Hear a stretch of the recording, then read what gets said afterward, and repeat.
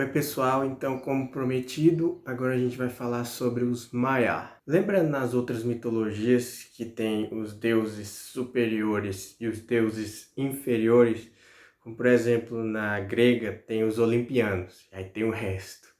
Na nórdica tem os Aesir, aí tem o resto. Pois então, na mitologia do Tolkien, a gente tem os Valar e a gente tem o resto. E esse resto seriam os Maiar. Então, eles são da mesma espécie dos Valar, né? Eles são Ainur, mas eles possuem um grau inferior e são referenciados como servos dos Valar. São poucos entre os Maiar que são conhecidos. Pressupõe-se que sejam muitos, mas os que são mencionados nos livros de Tolkien são pouquíssimos. E eles não gostam muito de aparecerem em forma visível aos elfos e homens. Entre esses mencionados estão Ilmare, que é uma criada de Varda, e Eonwe, que é um arauto e porta-estandarte de Manwë. É dito que sua perícia em armas não é superada por ninguém em Arda. Muito mais se conta sobre os Maiar, que eram servos de Ulmo, o Valar que é senhor das águas. Ocê é um vassalo de Ulmo e é senhor dos mares que banham a Terra-média. Não mergulha nas profundezas, ama ilhas e costas. Se deleita com os ventos de Manwë,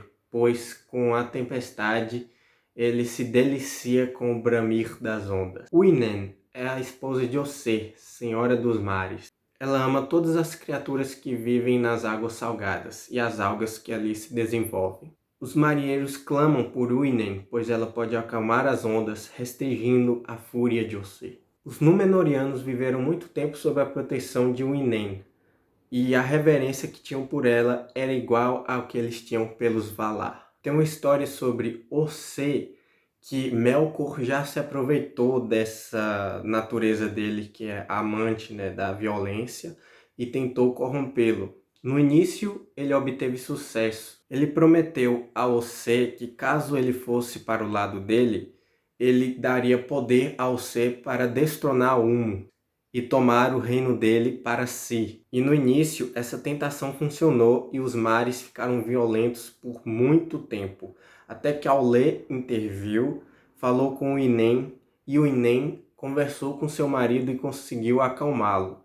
Posteriormente, Ulmo perdoou Ocê e Ocê permaneceu fiel a Ulmo, pelo menos pela maior parte do tempo, pois o prazer que ele sente pela violência nunca o abandonou. Melian era uma Maiar que servia tanto a Vanna, a sempre jovem, e a Este, senhora de Lórien. Morando em Lórien, ela cuidava das árvores no jardim de Irmo. Melian depois se apaixonou e casou-se com um elfo, Elu-Thingol, que era senhor de Dória. Do amor dos dois nasceu uma personagem que é importantíssima em uma das histórias centrais para o universo de Tolkien, que é a Lúthien, né, na história Beren e Lúthien.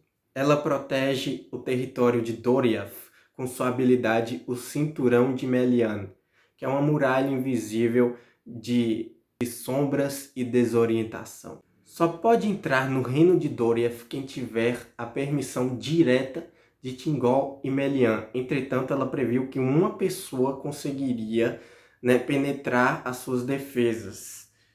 E esse alguém veio a ser Beren. Olórien é o último Valar do bem que é mencionado, né, nessa parte do Valaquenta.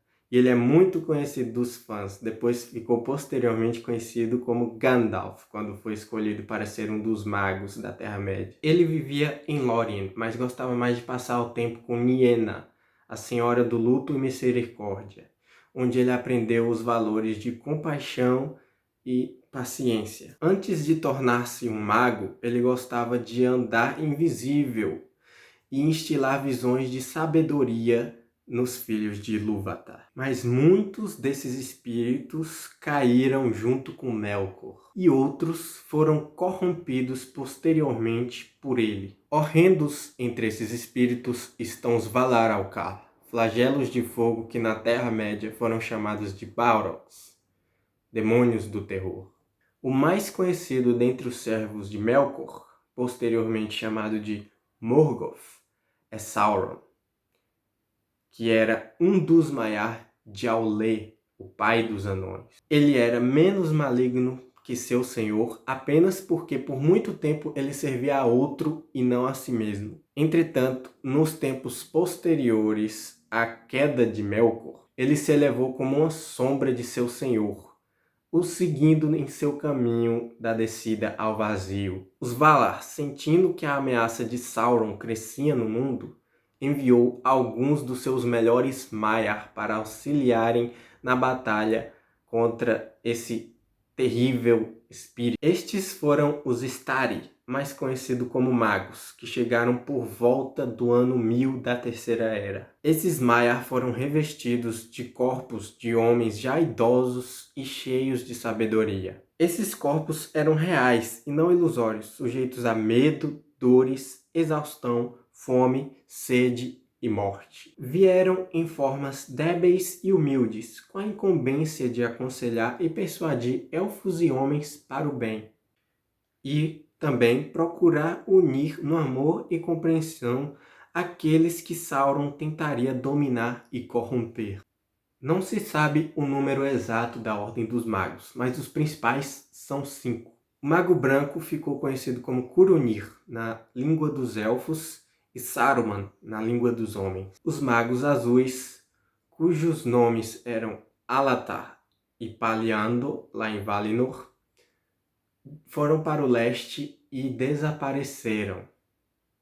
Suspeita-se que eles foram corrompidos por Sauron. Os magos também são suscetíveis à tentação, como ocorre em O Senhor dos Anéis, com o Mago Branco Saruman. Radagast, o Castanho, também se desviou do seu propósito original, apaixonando-se por demais pelos animais e não dando muita atenção aos filhos de Ilúvatar. Gandalf foi o único que permaneceu focado em seu objetivo, fazendo amizades com todos os povos e raças, sejam elfos, homens, anões ou hobbits. Saruman apaixonou-se pelo poder e foi facilmente corrompido por Sauron.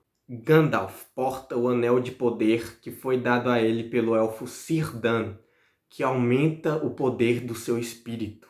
Fica subentendido que os magos perderam parte da sua memória após chegar à Terra-média e tiveram que reaprender muitas coisas, apesar de eles ainda terem a memória da onde eles vieram, apesar de ser muito fraca também. Eles ansiam muito por essa terra abençoada, que está tão vaga em sua memória.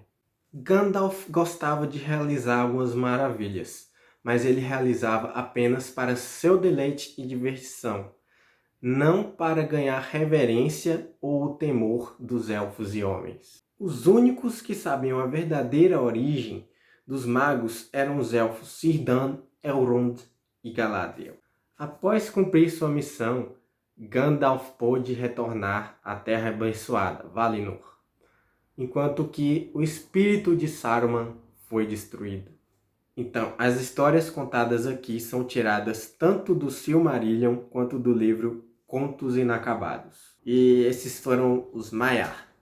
E é isso por hoje. Até a próxima.